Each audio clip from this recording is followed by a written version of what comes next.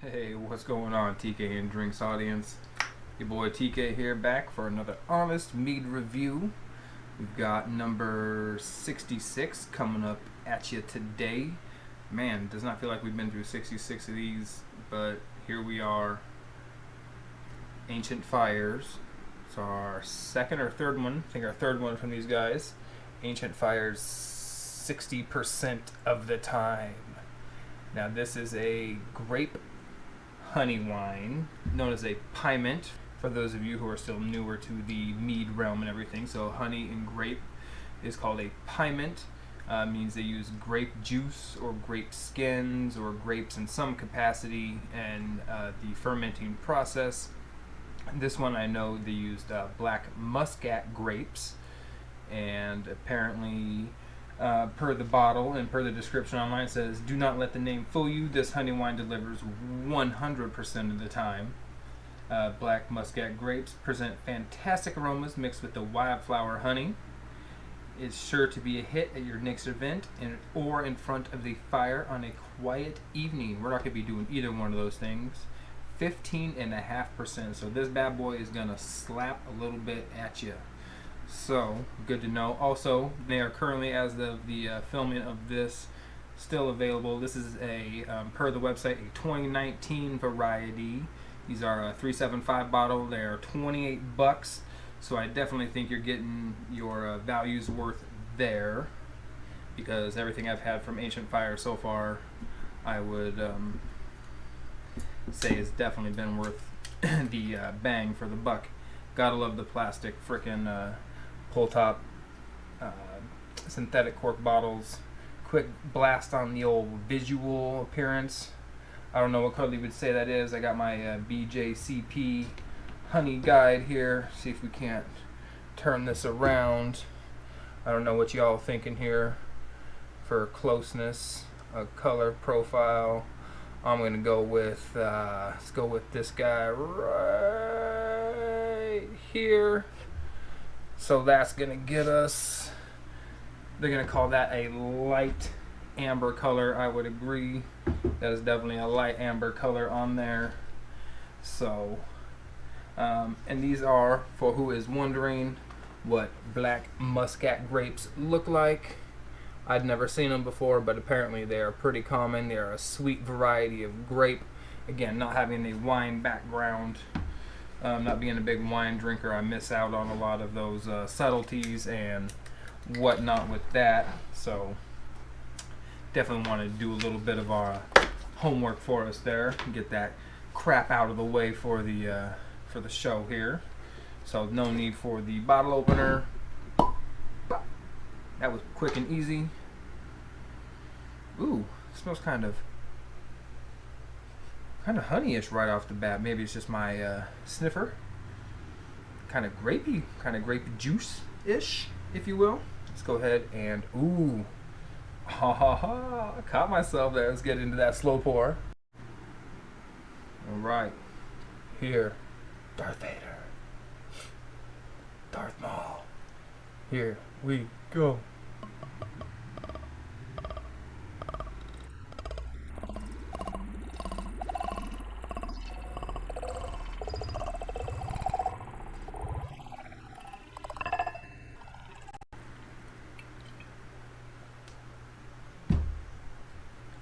Well, that didn't go quite as I expected, but I'll take what I can get, as we typically do here on TK and Drinks. As I was pouring it, I get this very fragrant grape smell.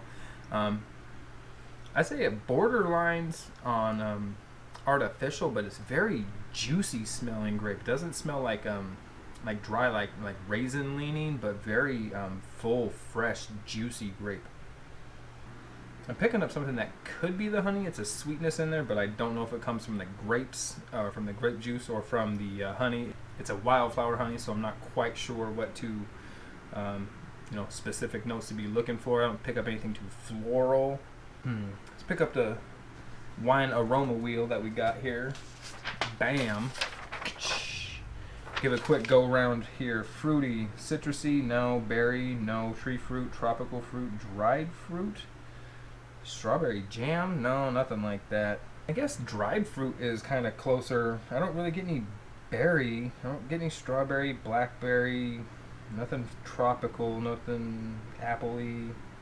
Yeah, I guess dried fruit's a little closer to what I'm picking up out of this, but that's probably my really uneducated nasal palate. Well, like I said, it smells like grapes to me. It smells very very much like a grape juice, like an all natural grape juice, 100% real, no concentrate, just fresh pressed. On that color, again, being a extra light, what do we call it, extra light amber. I don't know what color a black muscat grape is supposed to have. I imagine having those dark skins on them. There probably wasn't a whole lot of those involved in this process because I imagine that would give it a much redder, dark red color. This is probably a lot more just the grape itself, maybe even an extract, not an extract, maybe even like a concentrate or something. I would have to get a hold of Jason and ask him exactly what the process was.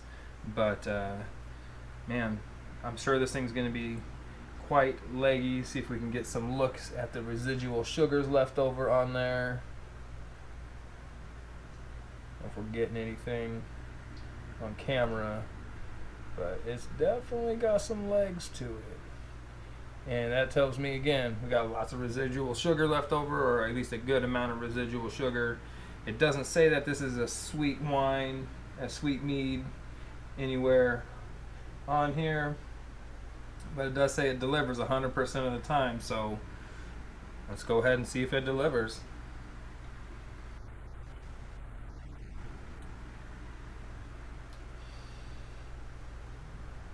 Wow, that is very, very unique. The honey character comes out significantly in that.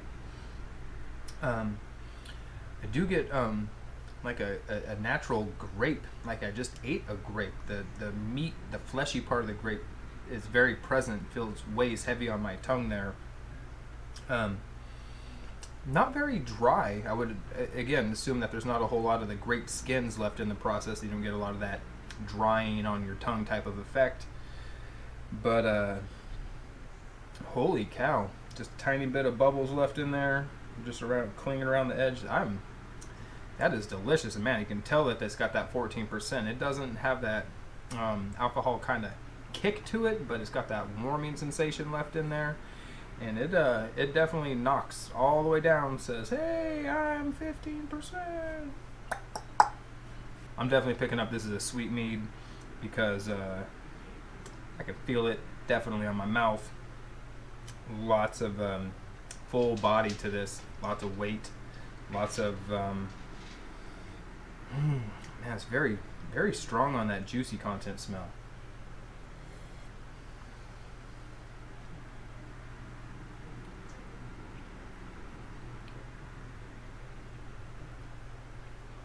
Yeah, I'd say you got a good 6-7 seconds before it starts fading off, and that honey presence is just so prominent on the aftertaste.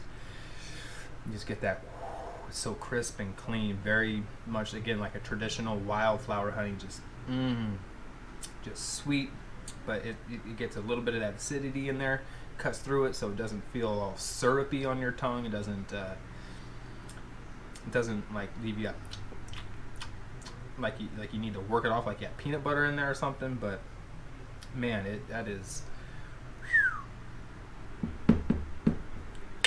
some good stuff. Right, I'm gonna hit that scorecard.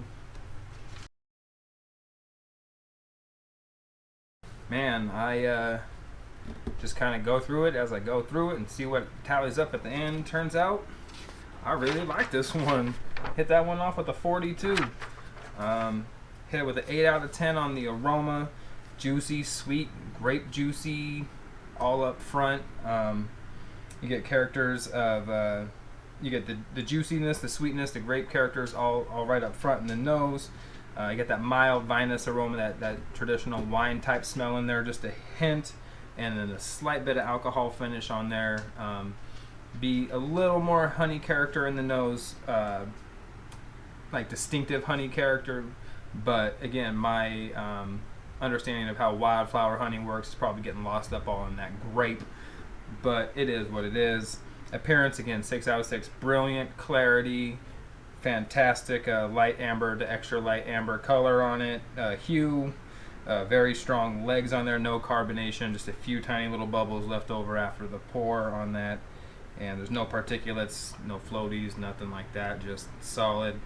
20 out of 24 on the flavor. Juicy grapes, almost tropical, kind of like think like lychee, if you've ever had a lychee, or like a, I think it's pronounced rumbutan, something like that.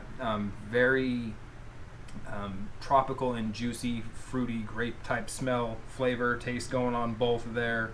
Medium light body finish on there, hangs out around for about 6 or 7 seconds before the flavor kind of fades off into that delectable honey profile that again just hangs around through the aftertaste. Probably the best honey recognized flavor that I've seen in any mead that's other than a traditional, because they do it that well, I guess. That honey character though just comes across so nice after everything else fades away in the taste. And overall, again, it's a kick-ass grape flavor, kick-ass honey flavor, for all the reasons that I just previously mentioned. I don't really know how to give advice on how to improve upon it. Just fucking make more of it and sell it to people, because this is fucking phenomenal. I'm really delighted that I like this, because I've never been a big wine drinker. I've always had less than desirable experiences with the wine that I've had, but I've never had anybody really show me the ropes, so to speak. And I have a feeling that if I was to go visit these guys, they might really be able to point me in the directions of stuff that I would like and be able to branch out from there. So if you're coming from the wine world and you're looking to get into some mead, certainly pick yourself a bottle up of 60% of the time, because this is, I can only imagine, one of the brilliant bridges between mead and wine, which I don't think there's enough of in the world. Lots of beer drinkers coming over to mead. I don't see a whole lot of wine drinkers coming over, and I would love for this to be a tkanddrinks distribution product, because man, this is just a kick-ass product. So thank you for being here with me today, tonight, this evening, this afternoon, whenever, wherever, however you're watching it. Hit me up on tkanddrinks Facebook, Instagram, tkanddrinks@gmail.com for any comments, questions, concerns, somebody you want to see, questions you want to see in any of my interviews, people you'd like me to interview. Tell me, kiss my ass, whatever you want to do.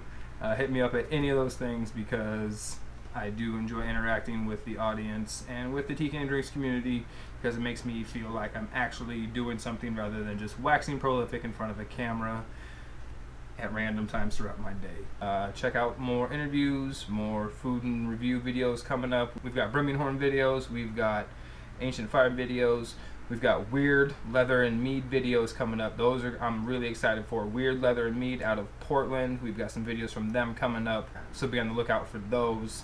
They've made some really huge flavors from what I understand. I got a blueberry vanilla one that sounds really great. Another raspberry one, like if you saw the raspberry ones from Space Time Mead and Cider Works, I'm hoping it's something like that, like a nice raspberry sorbet. Maybe it's gonna be like a sweet chocolatey raspberry.